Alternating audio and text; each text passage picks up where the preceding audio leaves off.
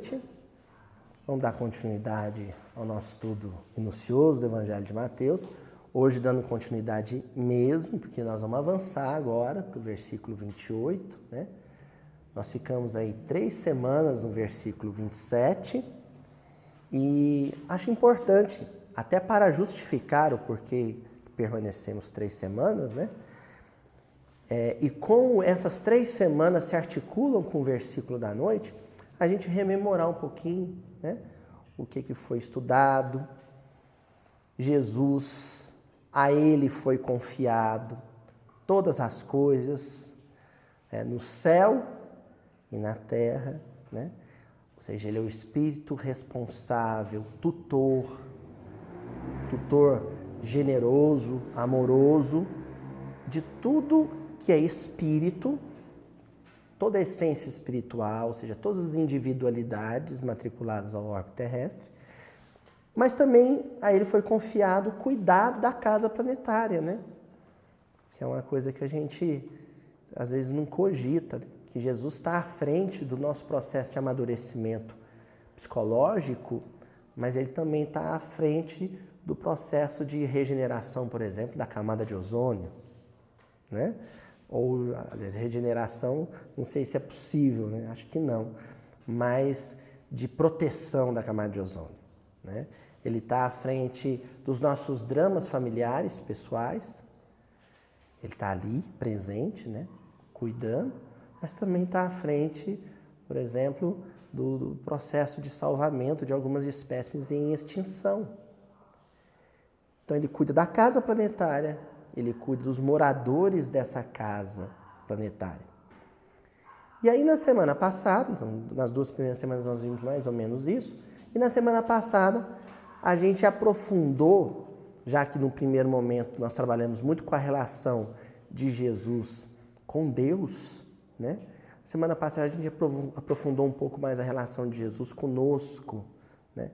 E essa função celeste que ele ocupa de mediador. Essa função sacerdotal, né? A carta de Paulo aos Hebreus, esse é o tema central. Paulo apresenta Jesus em Hebreus como um sumo sacerdote.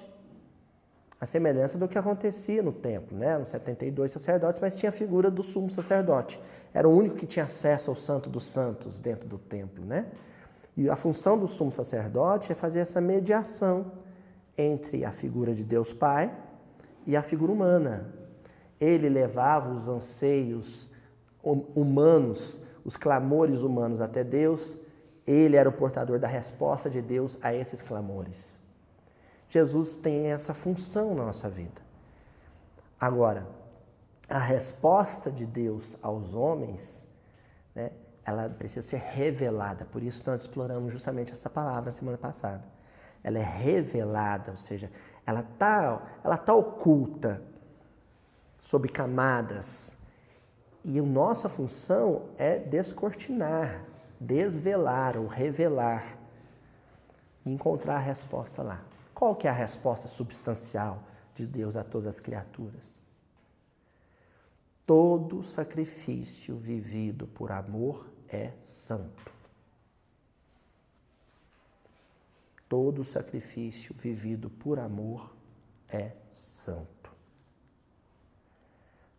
Agora a gente tem que tomar cuidado, porque às vezes a gente tem uma série de sentimentos pelas pessoas, nossos filhos, nossos cônjuges, nossos amigos, e aí nós acreditamos que aquilo que a gente realiza em particular, de uma maneira restrita, ou melhor dizendo, reclusa ao ambiente doméstico, por exemplo, de que isso se enquadra dentro do que Jesus está dizendo, e não é. Nós estamos falando de amor. Amor é uma coisa muito maior do que propriamente aquilo que eu sinto ainda pela minha parentela consanguínea. Outro dia eu fui falar isso em família, quase apanhei. Ah, mas você está dizendo que a gente não se ama. E deu vontade de falar assim, aham. Mas a gente segura a onda, não entrega o jogo, né? Mas a família, o núcleo familiar, é um ambiente simulador de voo. Sabe, um simuladorzinho de voo? Você não está voando ainda. Tudo parece que, né? Cria uma situação virtual. O sentimento que a gente um dia vai nutrir pela humanidade toda é bem parecido com aquilo que a gente ensaia, treina em família. Mas nós não podemos falar que vivemos plenamente o sentimento puro por excelência em família. Porque senão a nossa vida familiar seria um paraíso. E é. E tomar um cuidado para não deixar escapulir, mas não por minha causa. Se dependesse de mim, né? Ah, se fosse Big Brother. Chegar no plano espiritual só pôr a gente para assistir o pay-per-view da nossa vida em família. Não é? Né? Oi? Como?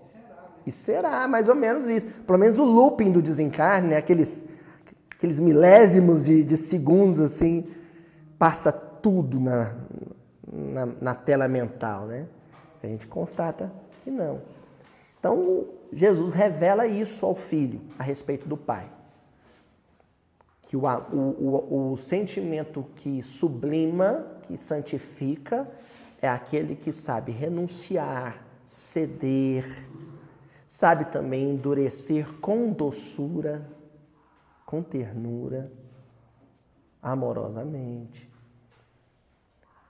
E sabe sofrer. Sabe levar a pior, levar prejuízo pela redenção de todos.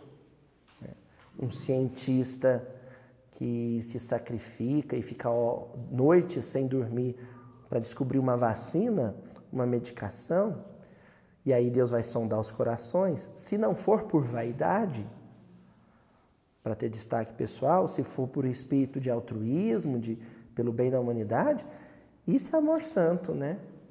Essas horas de sono que ele perdeu para curar a enfermidade de muitos, isso aí é sublime, é cósmico, certo? Bom, tudo que nós falamos nessas 3 semanas era a cama sendo preparada para o versículo de hoje.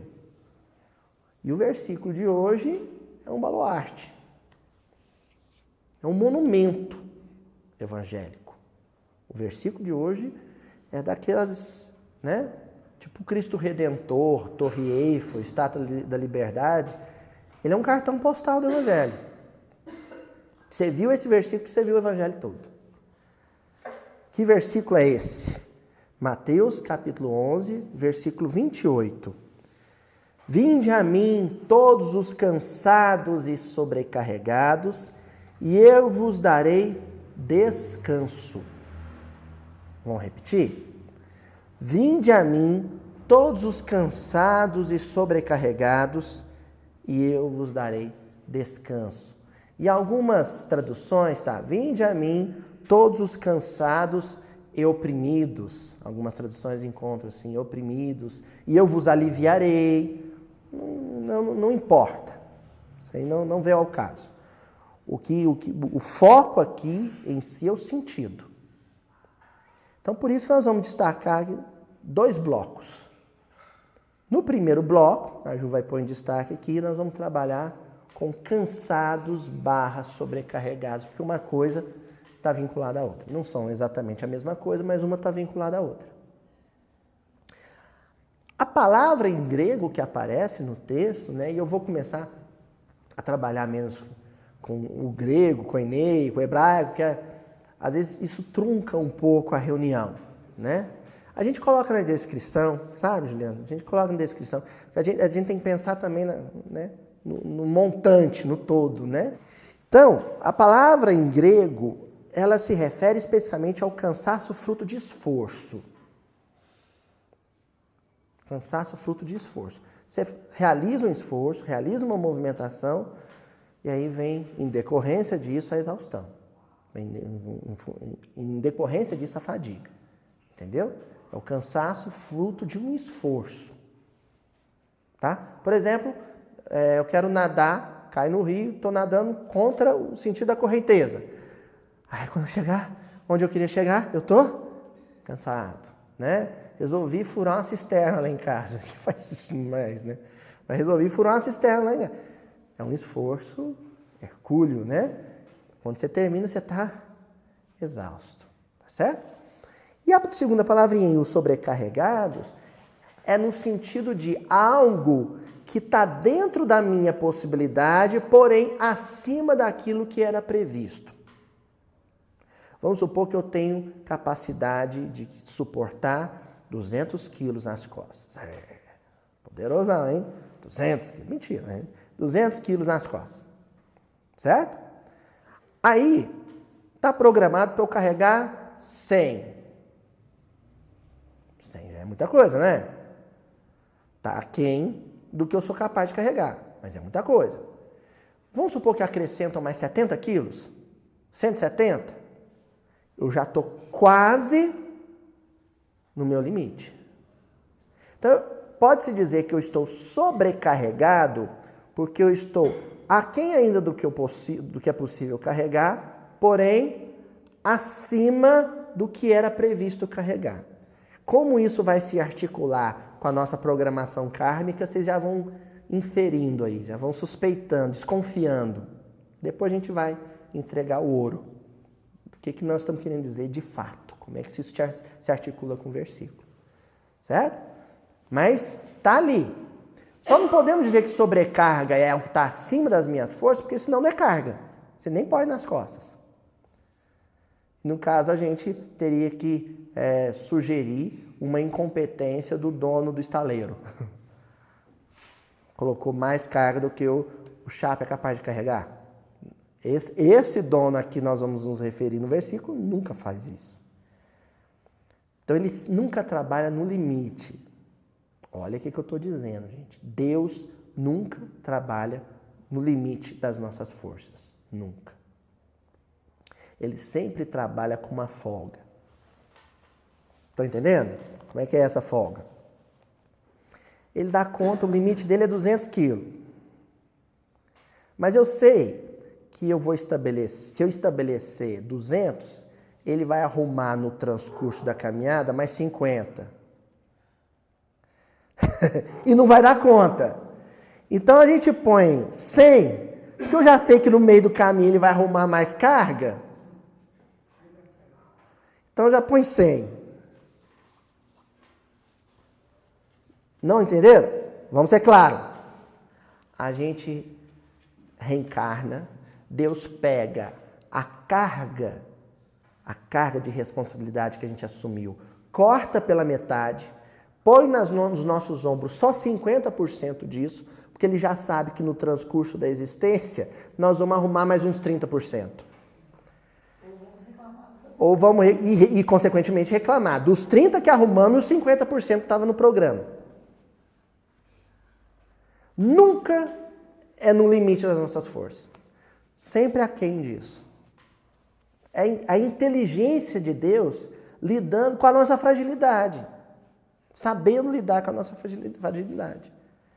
Sobrecarga, aqui no versículo, se refere a isso. Aquilo que eu acumulei ao longo da existência, que vai além do que era a programação reencarnatória, mas que ainda eu dou conta de carregar. Ainda é possível carregar. Isso é em geral. De uma maneira geral, é o que a gente apronta. É a sarna que a gente arruma para coçar. Aloísio, acontece de um espírito arrumar para si uma carga tão superior que seja superior às próprias forças? Acontece. Em regime de exceção, mas é aquela exceção triste que muitas vezes abrevia o seu retorno ao plano espiritual. Muitas vezes. Em função da inconsequência, de um vício, né? De uma vida autodestrutiva. Pode acontecer. Mas, em modo geral, o excesso de problema que a gente tem não é aquilo que estava previsto, não. Tem muita coisa que a gente que não era necessário. É onde eu quero chegar. Tem muita coisa que não era necessário. Vocês acham, gente, que está na nossa programação reencarnatória eu ficar inimigo da minha vizinha por causa do galho da árvore dela que está passando no meu muro? Vocês imaginam os benfeitores? Programação reencarnatória. Aos 30 e poucos anos, a vizinha do fulano vai ter um galho que vai passar e ele vai cortar o galho, a vizinha vai na polícia, vai no IBAMA e eles vão brigar, vai parar no juiz. Você acha que estava na programação? Sabe, é um problema que você arrumou. Estava lá previsto que você ia reencarnar pai do ciclano, que é um espírito difícil, que ia te dar muito trabalho. Estava. Agora tem muita coisa que não precisava. Tá? Só para a gente começar agora a trabalhar com esse cansaço e essa sobrecarga. Cansaço e sobrecarga. Tá bom? Nós vamos começar com o livro Fé, Paz e Amor, capítulo 8. Olha o título da lição. Fadiga e jugo. Jugo é o fardo, peso. É aquilo que vai no ombro. Fadiga e jugo. E o Emmanuel, nessa lição, ele começa dizendo assim: observemos a criatura que, em se julgando vaidosamente livre, se rendeu às sugestões arrasadoras da cólera. Vocês conhecem gente nervosa? Acho que a semana passada eu cheguei até a contar a história do... Foi aqui que eu contei a história do meu pai pregando o telhado da casinha do cachorro. A retrasada, né? Então, meu pai era muito nervoso. Ele ficava nervoso, quebrava a casinha do cachorro. Né? Explosões de cólera. A pessoa fica cega. Bate a porta, grita. O Emmanuel está falando assim: pessoa que abusa da liberdade com o outro e se encoleriza. Porque a cólera basicamente é isso. É um abuso de liberdade. Você tem a liberdade de falar na altura que quiser? Tem a liberdade. O limite é o da corda vocal. Você tem a liberdade de quebrar o jarro da mesa? Tem, ele tem essa liberdade. Convém? Não convém. Aí você abusa da liberdade. Se não convém e você faz, você se tornou uma pessoa inconveniente. Não convém, houve uma convenção que estabeleceu um limite, uma convenção social. Olha, isso não se faz. E você rompe essa barreira social, rompe esse limite de convivência. Você grita com o outro, você lesiona o outro, causa uma lesão corporal no outro, empurra o outro, bate no outro. É a cólera. Continua Emmanuel. Mobilizando a independência de que se crê detentor, para simplesmente abusar, espalha em torno da própria senda raios sinistros de perturbação e de morte. Raios sinistros de perturbação e de morte. Criando para si mesma, olha os pesos desnecessários, criando para si mesma causas obscuras de frustração e aniquilamento.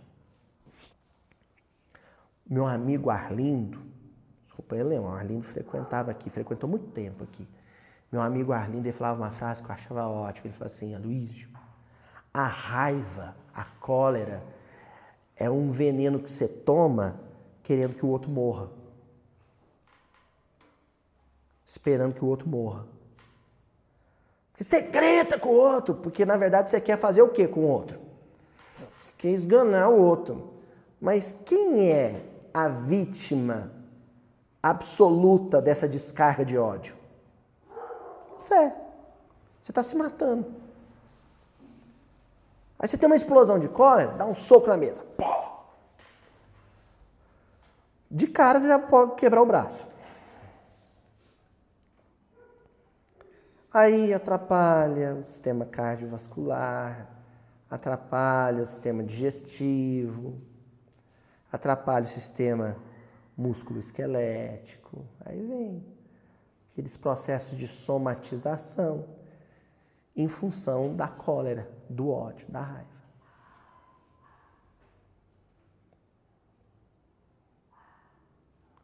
É um problema, um jugo que você não precisava ter. E que vai te levar a um processo de fadiga. Fecha, Emmanuel. No símbolo, na metáfora, reconhecemos nossas velhas fadigas de espíritos milenares enquistados, na treva de nossas próprias fraquezas. Velhas fadigas milenárias. O mesmo cansaço de sempre. O cansaço de ser quem se é. Oi? Você está farto, fadigado de quê? De ser quem você é. Grita, magoa, vai lá, sente culpa, chega no outro, me desculpa, o outro te perdoa.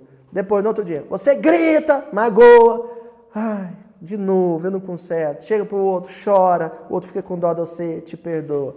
No outro dia, quer dizer, depois de décadas fazendo isso, depois de séculos fazendo isso, nos dizeres de Emmanuel, depois de milênios fazendo isso, o que bate, Janaína? Cansaço. Cansaço. Puxa vida, começa. Aí vem uma coisa que, quando combinada com a culpa, é devastador. Melancolia. Aí você não está melancólico, triste pelo que o outro te fez. Você começa a ficar melancólico pelo que você tem feito com você mesmo. Um processo de auto-aniquilamento. Você é o seu pior adversário. Você está marcando gol contra. Oi, Sadel. O divisor para saber o que é adquirido e o que é a própria situação mesmo e o que é isso que você está acumulando. Porque muitas vezes você acumula por prova. Você já vem para aquilo que você acumular. Já vem para ser teimoso, já vem para ser enguiçado. Não, no início ninguém vem. Não vem. Ninguém vem para ser teimoso e enguiçado. Isso não está no programa de ninguém. Isso não. Seu Deus, é ótimo. Seu Deus, o erro não está na programação divina. Não está. Isso ninguém reencarna para ser carne de pescoço. Ninguém reencarna para ser isso. Isso não é programado para ninguém. A gente reencarna para viver justamente o contrário. Circunstâncias, situações que te convidam a olhar no espelho. E aí, sabe qual que é o seu espelho? Alguém idêntico. Aí você reencarna, né? Você reencarna. Como é que eu vou? Como é que Deus vai me mostrar que eu sou uma pessoa intragável? Como? Me pôr na frente de um espelho. Aí como é que eu vou chamar meu espelho? De filho. Como é que eu vou chamar meu espelho? De pai. Vou dar nome para você. Pai. Chamar o espelho. Pai. Mas que velho insuportável. Que velho insuportável. Seu espelho. Seu espelho. Aí, um dia, a ficha cai. Né? A parábola do filho pródigo. Né? E caindo em si. Um dia, em caindo em si, você fala, meu Deus, é tal e qual, igualinho que nem. Minha avó fala, igualinho que nem. É igualinho que nem, é igualinho que nem. Aí você fala, olha... Vamos pensar no caso dos filhos, né? Tá, o pai, sofrendo na mão do filho, descobriu, olha, é isso que eu fazia, tenho feito os outros sofrer. É o que ele está fazendo eu sofrer. E quem vai acordar o filho? O filho dele. Oi? Ou não, às vezes você vigia e ora, você desperta para coisa antes de você... Não, sim, eu estou falando assim, quando você é pai, seu filho tem os seus defeitos, te faz sofrer com os seus defeitos, e ele não acorda. Aí, o que o pai normalmente fala para o filho? Isso eu já escutei da minha mãe. Você vai ser pai também. Você vai ser mãe também. Aguarda. Aí o filho ainda fala, tá rogando praga? Não estou rogando. Mas se eu amadureci na convivência com você, certamente você vai amadurecer na convivência com seu filho. E é assim que a gente educa o filho, sim, mas o filho também educa a gente. Senão a gente fica naquela posição arrogante, né? Eu educo meu filho. Não, o filho te educa também. Tá te educando. Né? O Francisco já está fazendo a Ju comer fruta, já tá no processo. A Ju não gostava, não é muito fã de fruta, agora tem que comer todo dia porçãozinha de fruta. Eu falo, ó o Francisco aí, educando. E assim comigo também, outros processos. Ter filho é bom demais. Mas a gente não reencarna programado para isso. Acontece, sabe, Sadel? Acontece. É a mesma coisa. A gente sai de casa para bater o carro? Não. Mas acontece. Por quê? Em função do quê? De uma programação de Deus? Não. Em função da maneira como eu conduzo o meu carro. Da maneira como eu escolhi conduzir meu carro. Aí bate, você cria para você um problema que você não tinha. Aquela semana que já ia ser por si só estressante, vai agora ter um problema a mais que não era para ter. Ter que mexer com oficina e seguradora. Bom, não era para ter esse problema. Você inventou ele para você. Essa carga excesso talvez você sucumbe. Às vezes é ela que vai te derrubar, né? Ela que vai te derrubar. Entendeu? É isso aí. Avançando mais um pouquinho, gente, ó. Agora nós vamos olhar um outro caso. Que eu acho que é o que alguns já estão pensando aí. Tá, e aquela fadiga, aquele cansaço, que não é o cansaço em função dos meus erros. É o cansaço que advém em função dos erros dos outros. Os erros dos outros pesam um pouquinho, né? Sobretudo nos ombros de quem ama esse outro. Né? A gente não gosta de ver quem a gente ama errar. Aí a gente sofre com o erro dele, né? O Emmanuel tem resposta para isso, lá no livro Respostas da Vida. Justamente, olha, o nome do livro, Respostas da Vida. Aliás, perdão, aqui entra em cena para um momento terapêutico do Mildinho, alguém que aparece pouco, mas quando aparece aqui na reunião, aparece marcando presença, que é o nosso querido doutor André Luiz. Então, no livro Respostas da Vida, o André Luiz, na lição 31, intitulada O Estranho Cansaço. Nós falamos primeiro do cansaço, que é o mais comum. O cansaço que advém das escolhas ruins que nós fazemos para a nossa própria vida. E que se constituem cargas adicionais em cima das cargas kármicas, das já programadas. Até aí tudo bem? Esse a gente conhece muito bem. Agora tem um cansaçozinho estranho, que quando ele aparece, fala assim, esse cansaço é diferente. Dói demais, mas ele é diferente do outro. Vamos ver qual que é? André Luiz. Quando você estiver pensando nas hostilidades do mundo, ó a lista, hostilidades do mundo, nos erros das pessoas queridas, na desorientação de algum parente, nos críticos que lhe observam a estrada, nos seus próprios desejos desatendidos. É um avesso. Querem ver? Vou inverter? Se eu inverter cada tópico desse, nós estamos falando do cansaço ordinário, mais comum. Nas hostilidades do mundo, qual que normalmente é o cansaço que a gente sente? É quando a hostilidade é nossa. Quando a gente é hostil com as pessoas, Depois vem a culpa e, consequentemente, o cansaço. Mas aqui o André Luiz está propondo o inverso. Quando as pessoas são hostis conosco, as pessoas nos dão respostas, sabe, contundentes, pontiagudas, espinhentas. Nos erros das pessoas queridas, normalmente o cansaço que a gente sofre é o cansaço decorrente dos nossos erros. Aí o cansaço estranho é quando o cansaço que pesa é o de uma pessoa que a gente ama e errou, tropeçou, caiu, moralmente. Na desorientação de algum parente, quando a gente está desorientado, a gente se cansa, fica fatigado com isso, nossa desorientação. Mas também tem esse outro cansaço diferente, que é quando o parente, o familiar que a gente ama, está desorientado,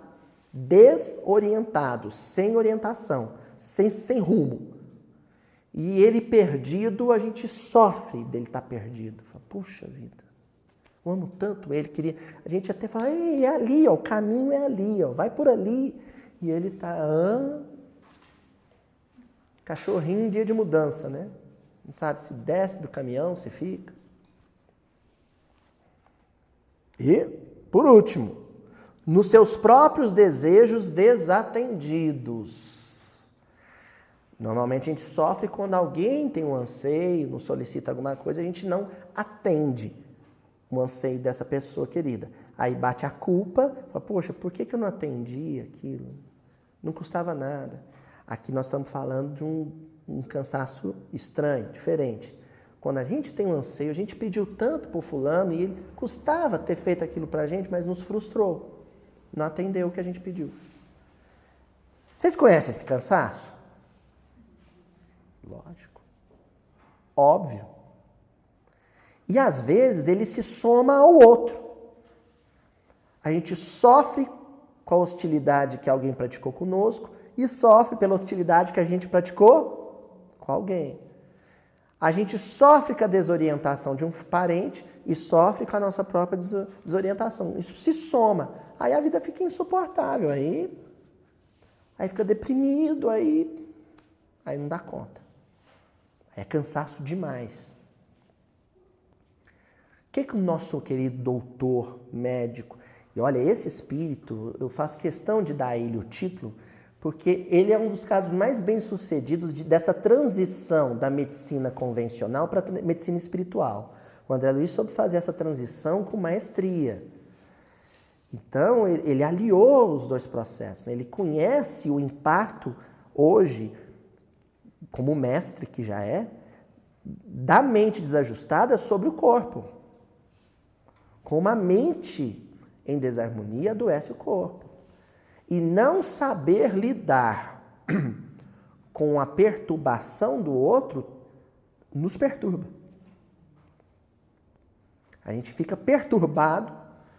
É aquela história do o poder que o outro tem de me tirar do rumo, né? Eu falo assim, olha, eu vejo muita gente em desequilíbrio, mas o fulano, quando ele está desequilibrado, eu vou pro buraco junto com ele. A Ju me joga isso na cara, ela fala assim, você tem um poder para cair no buraco, a gente cai junto com você, depois você sai numa facilidade e a gente fica no buraco. Ela fica revoltadíssima com isso.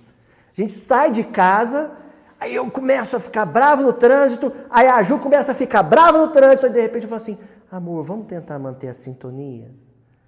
E ela fala, agora tarde demais, agora não dá mais. Então, tem pessoas, normalmente, com quem a gente tem um vínculo afetivo muito forte. Eu com a Ju, por exemplo, marido e mulher. Um vai pro buraco, o outro vai junto. E isso vai nos cansando, depois de anos convivendo com pessoas que a gente diga, por exemplo, que são pessoas tóxicas, a chamada pessoa tóxica. Pessoa tóxica é aquela que tem uma chave de cadeia pendurada no pescoço. É a dona encrenca, né? A ter um poder para criar confusão em família, no ambiente profissional, onde chega, sabe, a pessoa atrai. E aí você vai convivendo com essa pessoa e essa convivência com essa pessoa é desgastante, é cansativo.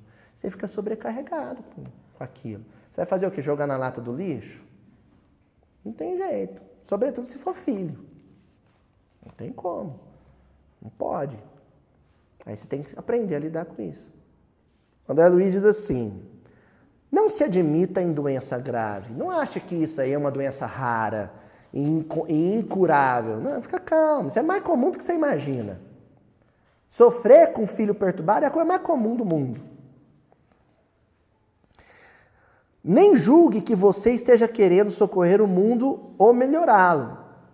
Nem imagine que você está exigindo demais, está querendo salvar a humanidade e isso está te... Não é isso. Com semelhantes problemas, você apenas demonstra que se cansou de estar unicamente em si mesmo, na concha do eu em que se isola. Fica calmo, que esse sofrimento com o sofrimento do outro é sinal de que você melhorou.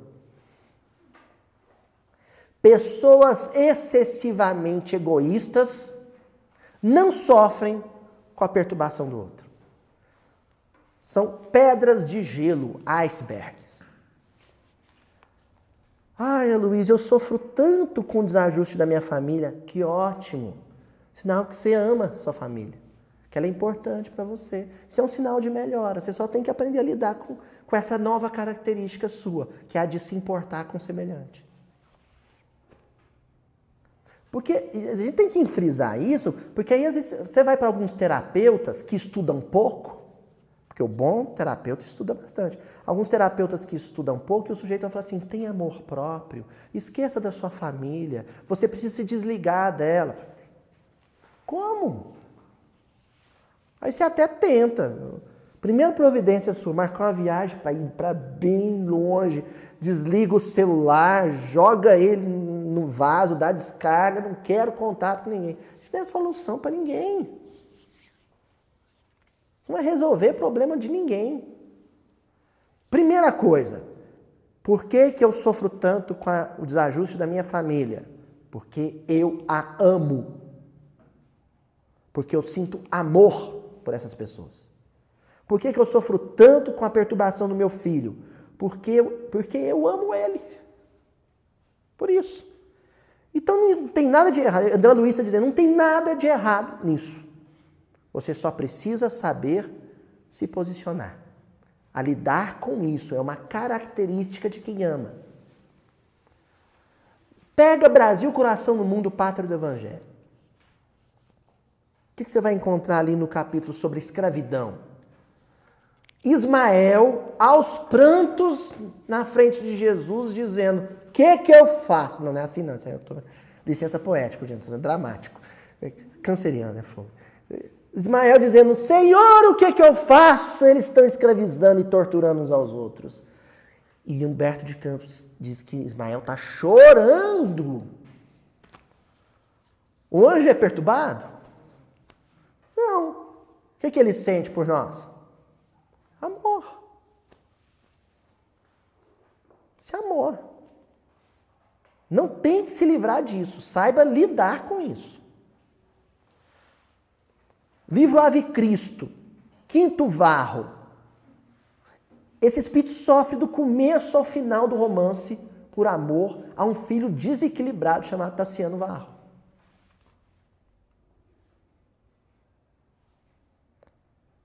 Dica do André Luiz. Quando isso estiver acontecendo consigo, quando estiver acontecendo com você, você tão somente sofre de cansaço emocional. A nossa emoção se cansa. Você se emociona tanto, emociona tanto que você se cansa. Aí você precisa de descanso. Não é assim que a gente faz? Quando um determinado músculo do corpo está trabalhando demais, o que você faz? Nunca mais usa ele? Arranca ele? Não, você dá para ele um momento de descanso. Para logo em seguida, tão logo você sinta que ele se descansou, você torna a usá-lo. A emoção é a mesma coisa. Você precisa dar um momento de pausa para a emoção, de descanso para a emoção, para descansar. Descansou? Aí você volta a sentir, porque é da natureza de quem ama sentir. Só não sente quem não ama. Como que é esse descanso? Calma que nós vamos chegar lá.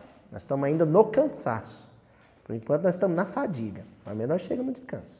Tá bom? Que não é sair viajando e sumir no mundo, sabe? E mudar a identidade, não quer nem que ele me ache aqui. Não é isso. Existem outras formas de descansar a emoção. Nós vamos ver. Livro Caminho, Verdade e Vida, capítulo 172. Se fosse 171, a gente nem lia. Acho até que o irmão devia ter pulado esse número. Mas 172, pode confiar. Título do capítulo: Lágrimas. Lágrimas. Antes de ler o comentário do irmão, eu vou falar o que Sonório falava de lágrima. Falava assim, Sonório Abreu. De vez em quando a gente está na vida enxergando mal as coisas, as circunstâncias, os problemas, as pessoas. A gente está olhando para elas e está vendo de forma embaçada, turva. Sabe o que você precisa fazer? Chorar. Aí você chora. Qual que é a função da lágrima? Aí chora, lava. Aí você olha de novo depois de chorar para a coisa. Ah, agora eu estou enxergando bem. Nosso orgulho, né? Não choro. Não choro. Fulano não me merece. Não merece que eu chore por ele. Aí não chora, chora. Agora, o Gilberto Gil, genialmente, ele tem uma música dele que ele fala a diferença entre o choro e o chororô. A música chama Chororô. O Gil fala, choro é uma coisa bonita, agradável, saudável, terapêutica, salutar. O chororô é desagradável, sabe? Espanta, afugenta. É o mimimi, chororô, mimimi, é quando a pessoa nem tem lágrima mais para chorar. Sabe menino que começa a dar birra? Aí começa a chorar. Aí ele para de chorar. Ele tá brincando, já quando ele te vê, ele começa, não tem nem lágrima. Sabe a Chiquinha no Chaves? Chororô. A gente não pode cair no chororô. Choro é um negócio nobre, sagrado. Jesus foi para o Horto das Oliveiras e chorou. Quando João Batista desencarnou, Jesus chorou. Chora, limpa a lágrima. Vamos trabalhar. Chororô. Fulano, vamos trabalhar. Não, eu estou chorando. Deixa eu chorar primeiro. Aí fica 1 ano, 2 anos, 10 anos, 50 anos chorando. Aí a pessoa fica desagradável. Né? Aí o Emmanuel, nessa lição chamada Lágrimas, ele vai dizer, o paraíso já estaria na Terra se ninguém tivesse razões para chorar. Todo mundo tem razão para chorar. Nosso Senhor Jesus Cristo tinha razão, inclusive familiar, para chorar, que os irmãos dele era custoso demais. Eram uns meninos indecentes, pegavam no pé dele, parecia nas pregações, dava bafão, barraco, né? Tentava passar vergonha em Jesus, que nem nossos parentes mesmo. Então, Jesus tinha razão para chorar. Os amigos de Jesus, nossa senhora, o Simão Pedro de Lima fala uma coisa interessante, ele fala assim, o mais gente boa ali, o mais gente boa fugiu, deu no pé. Pedro negou, Judas traiu, não sei quantos deu no pé, mas gente boa é os que deu no pé. O resto, tudo gente difícil. Razão para chorar todo mundo tem. O Chico chorava, tinha razão para chorar. Madre Teresa de Calcutá tinha razão para chorar. O Papa Francisco tem razão para chorar. Considerando assim, Jesus, que era o mestre da confiança e do otimismo, chamava ao seu coração todos os que estivessem cansados e oprimidos sob o peso de desenganos terrestres. Desenganos terrestres. Só chora quem deixou de estar enganado. Olha que legal. O choro é a manifestação de desengano ou de desilusão. Quando você ficava só rindo, você, na verdade, estava iludido e enganado. John Lennon falava assim: a ignorância é um grande bem. Quem não sabe, não sofre. Sujeito, a vida é uma festa, né? Só sonhar, tudo é uma festa. Aí um dia alguma coisa acontece para mostrar que a vida é uma experiência pedagógica e educativa grave, séria, intensa, e aí o sujeito que estava enganado se desengana. O que estava iludido se desilude. E a expressão mais genuína desse processo de desengano ou de desilusão é o choro. Desilusão amorosa. O que é uma desilusão amorosa? Quando você estava amorosamente iludido, você sorria. Sorria. No momento em que você se desiludiu amorosamente, você chorou.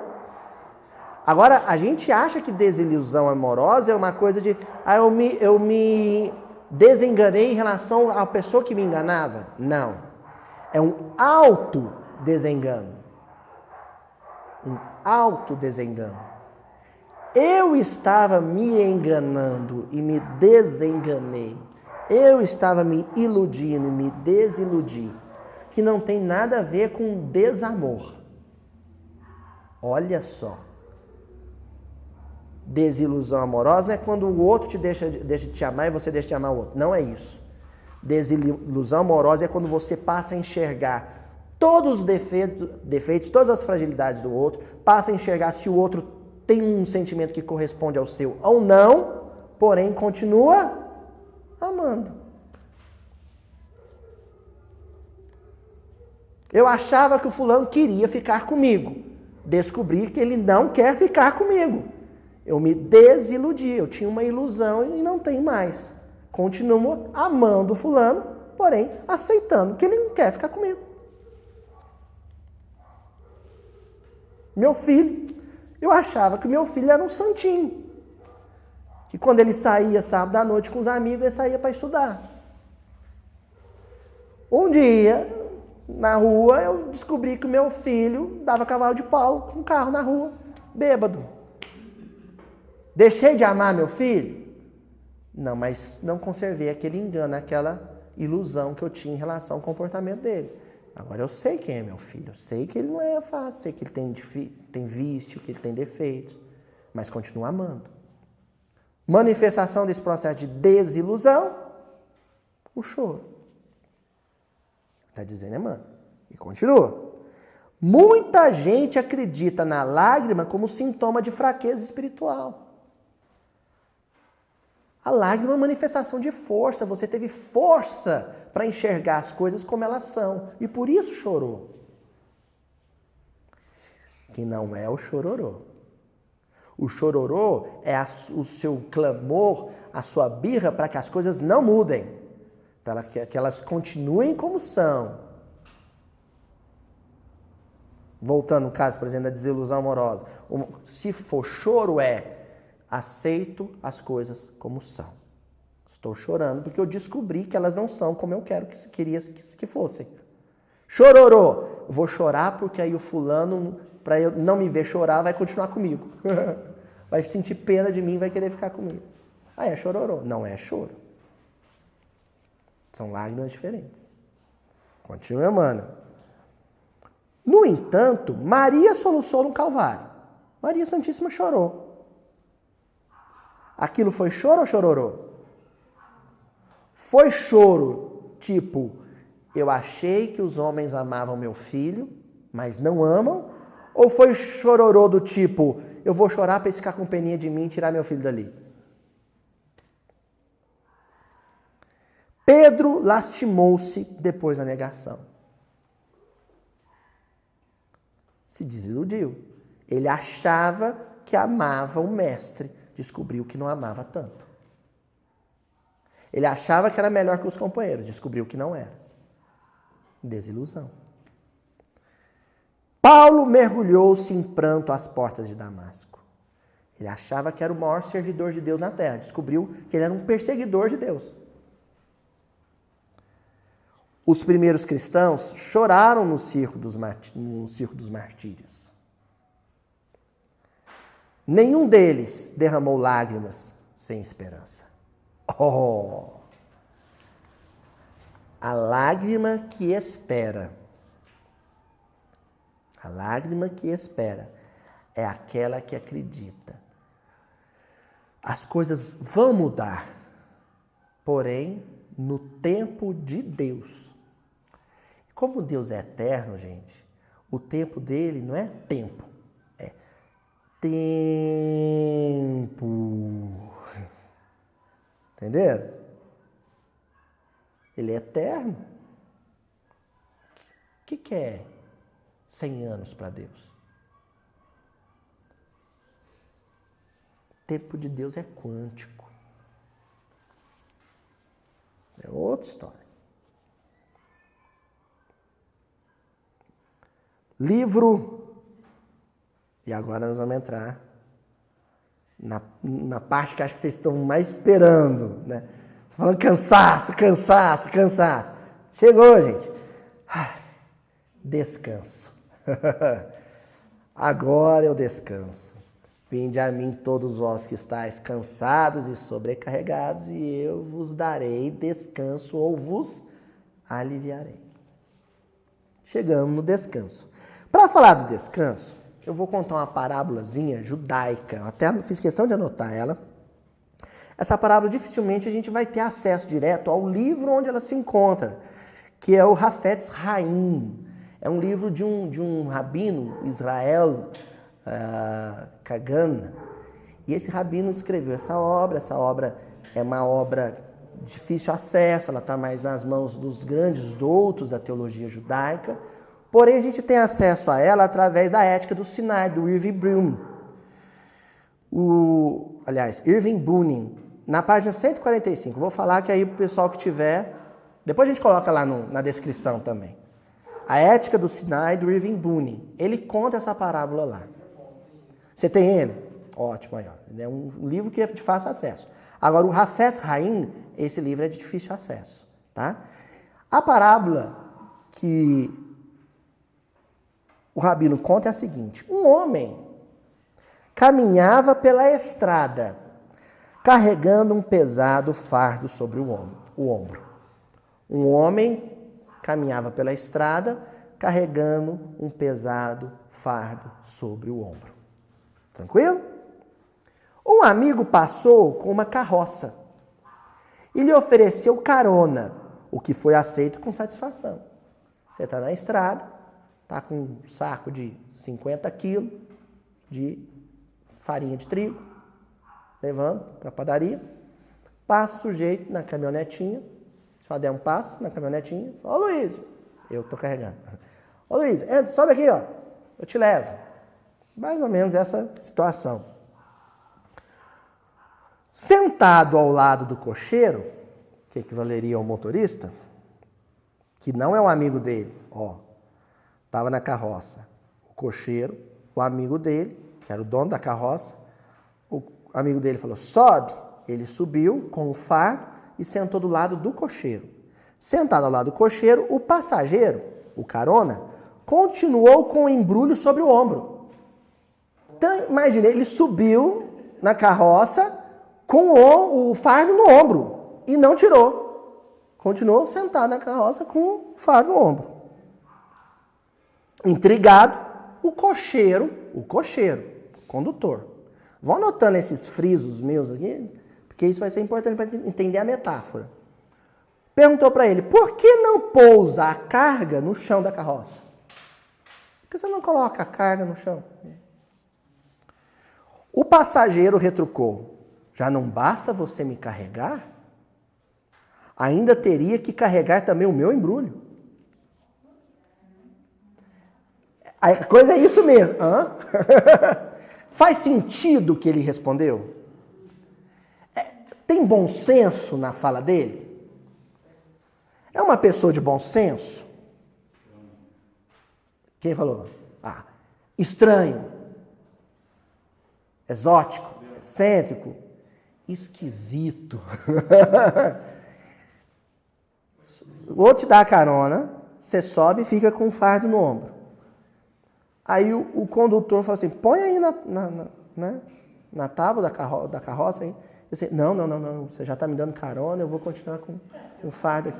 Faz sentido isso, gente? Não faz sentido nenhum.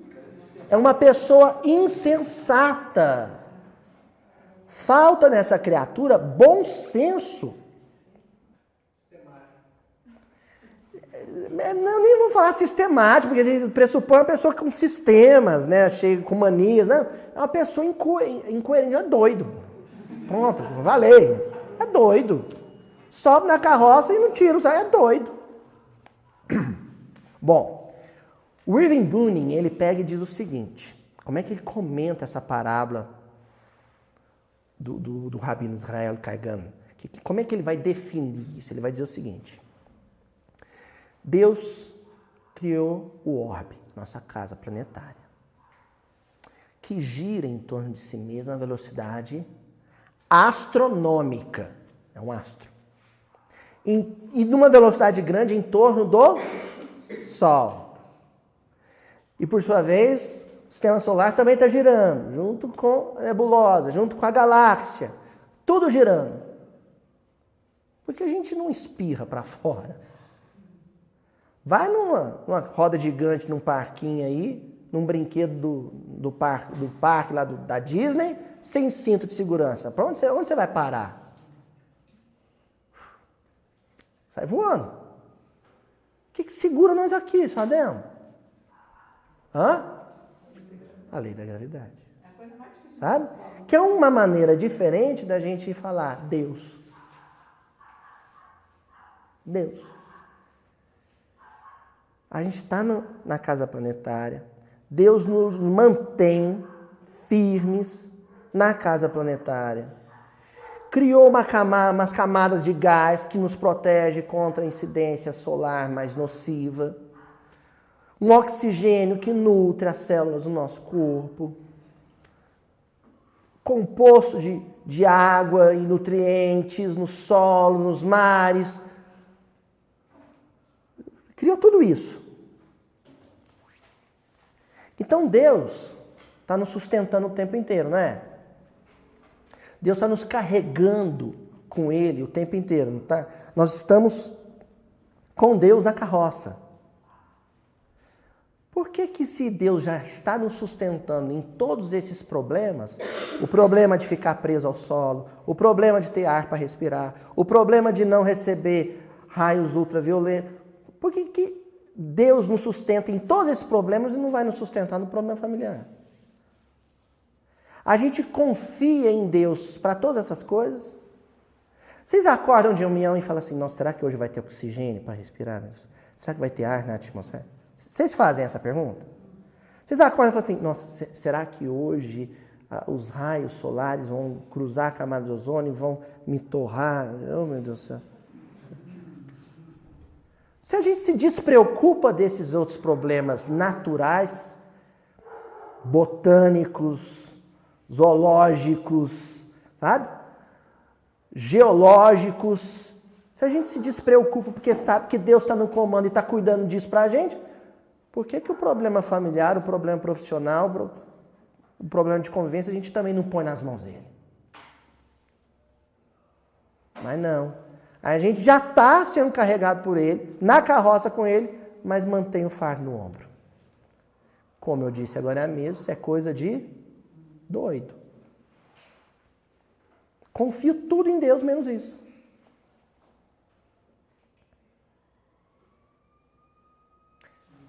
Acorda de manhã, faz a prece assim.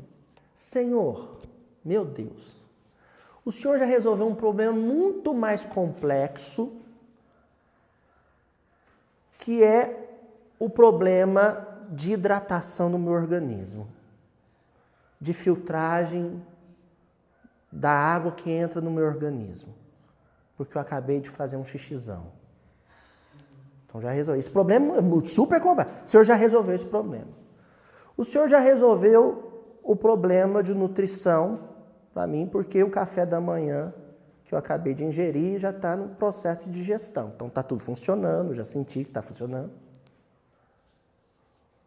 O senhor resolveu o problema de nutrição das minhas células, do corpo todo, porque eu estou respirando. Eu estou preso ao chão, então o problema da movimentação gravitacional do orbe, né, da órbita da Terra está resolvido também. Está resolvido. As placas tectônicas não mexeram debaixo de mim, então o problema geológico está resolvido. Por que o senhor não vai resolver o problema meu de relacionamento com o meu filho? É lógico que o senhor vai resolver esse também.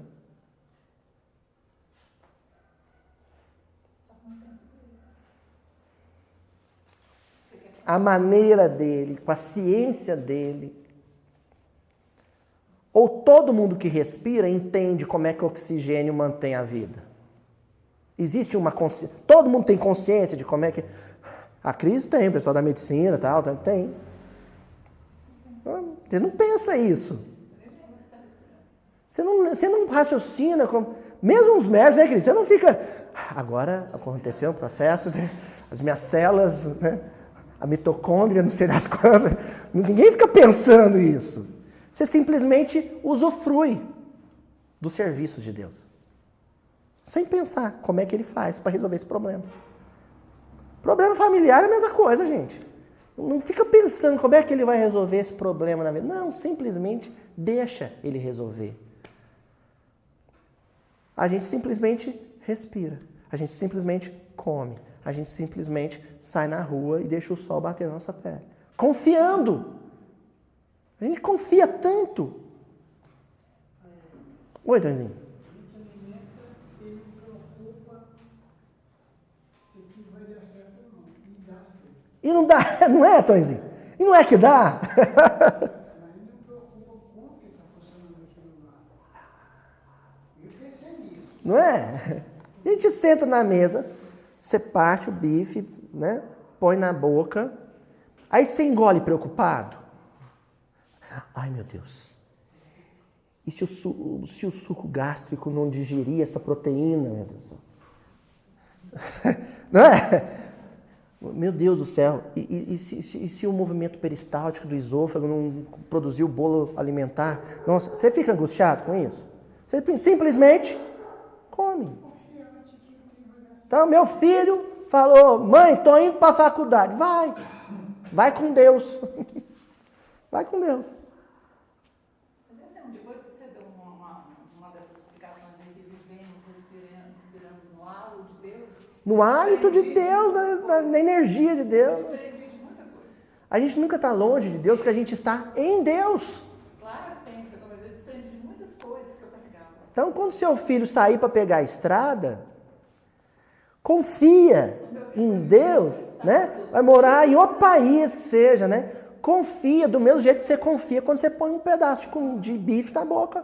Ele é um adulto, é a vida de Deus, né? Não está mais comigo. Confia.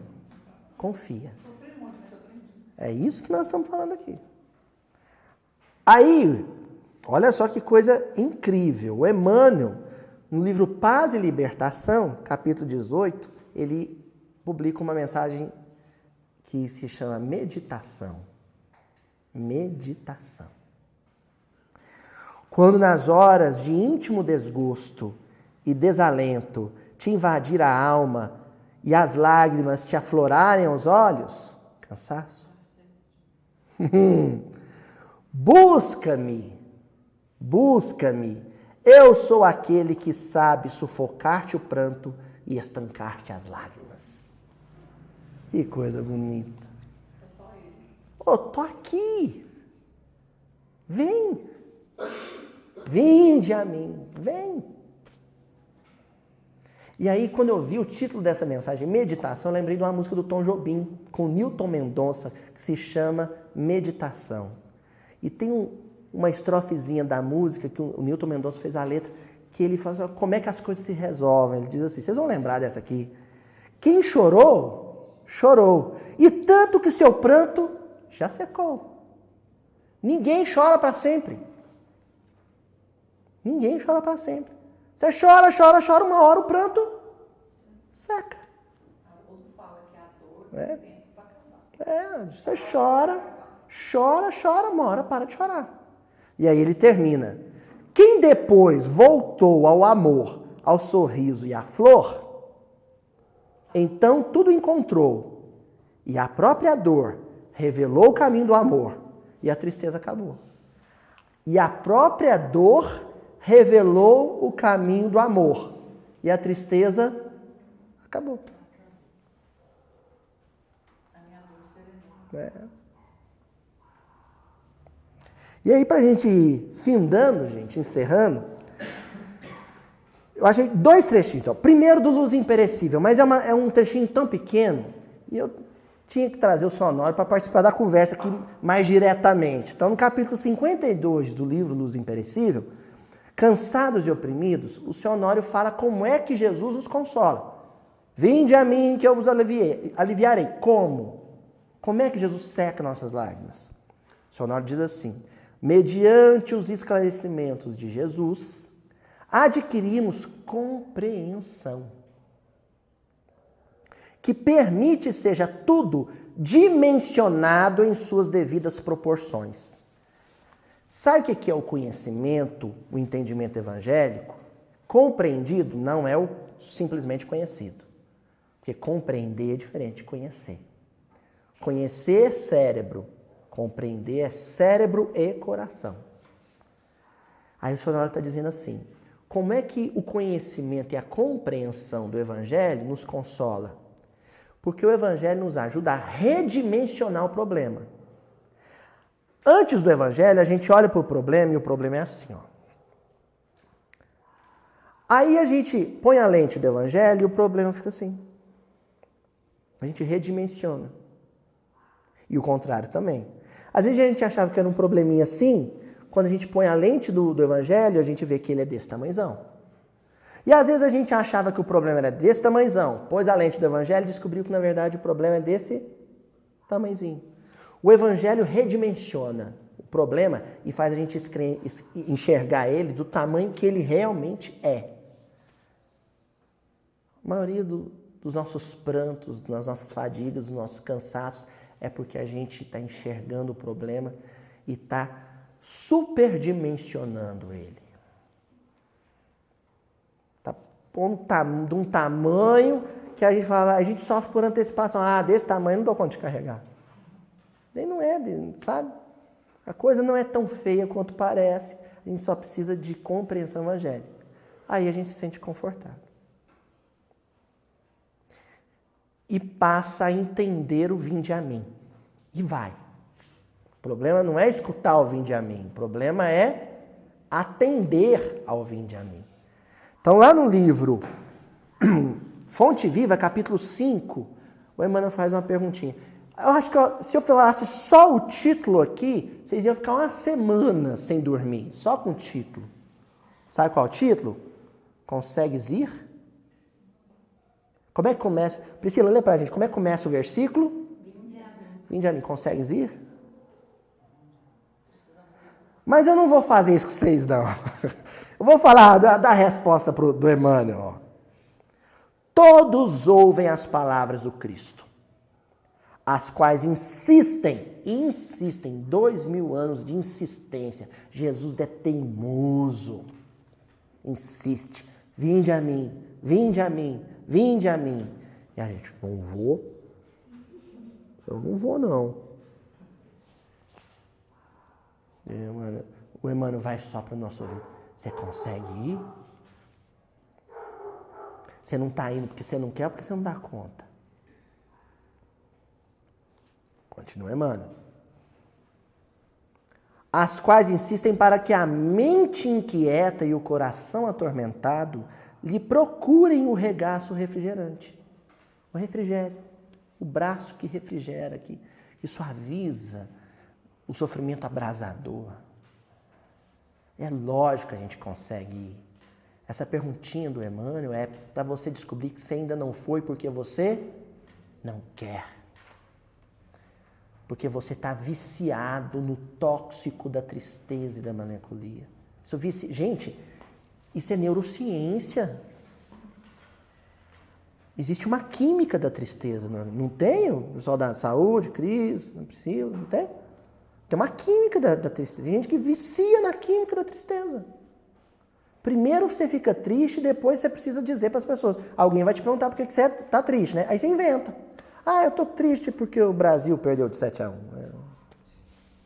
Na verdade, você ficou triste porque você gosta de ficar triste. Aí você não quer ser consolado. Você não quer ir para o braço de Jesus. Você quer continuar triste. E encerra o Emmanuel. Contudo, se é fácil ouvir e repetir o vinde a mim do Senhor, quão difícil é ir para ele. Você tem que vencer a si mesmo. Você tem que descobrir que você pode ir, que não vai porque não quer. Todos os crentes registram-lhe o apelo consolador, mas raros se revelam suficientemente valorosos na fé para lhe buscarem a companhia. Em suma, em resumo, é muito doce escutar o vinde a mim. Entretanto, para falar com verdade, já consegues ir? Você já conseguiu superar o vício da tristeza e da melancolia para buscar o conforto de Jesus? Ou você está viciado, sabe? Condicionado ao chororô? Chora. Sofre com as próprias quedas? Sofra. Sofre com a queda dos outros? Também. Não tem nada de errado nisso. O errado é quando você estiver sofrendo, escutar a doce voz do Nazareno, vinde a mim, e ficar parado sofrendo, preferindo o sofrimento. Busca orientação evangélica. Negligenciando o socorro. Busca orientação evangélica. Escuta uma música salutar. Né? Hoje, com a internet, a gente tem esse conforto de encontrar uma música edificante. A música, gente, não é coadjuvante. Aliás, uma luta minha e de outros artistas espíritas, que a música seja simplesmente abertura de reunião. Hoje eu citei aqui quantas músicas, quantas letras de canção. Então assiste um bom filme, positivo, otimista, que te coloca para cima. Leia um livro edificante, vai para uma reunião de estudo evangélico. Vai ver a natureza, vai para um parque na cidade, né? Vai para a roça, né, Salema?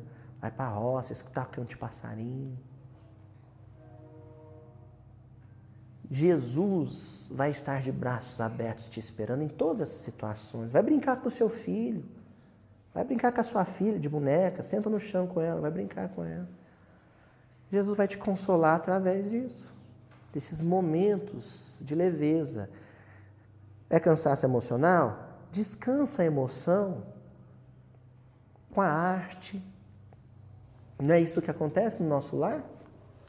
A visita ao Bosque das Águas, ao campo da música. Né? Nunca. Pois é, né? E a gente não vai, Jesus não cansa de chamar, vinde a mim, vinde a mim. Vinde a mim. Olha aqui, para a gente encerrar, eu tô nessa fase paizão, né? Você tá no sofá, com cabelo desse tamanho, eu, por exemplo, quando eu tô muito angustiado, eu faço assim, ó. Aí o cabelo fica desse tamanho. Você tá lá no sofá assim.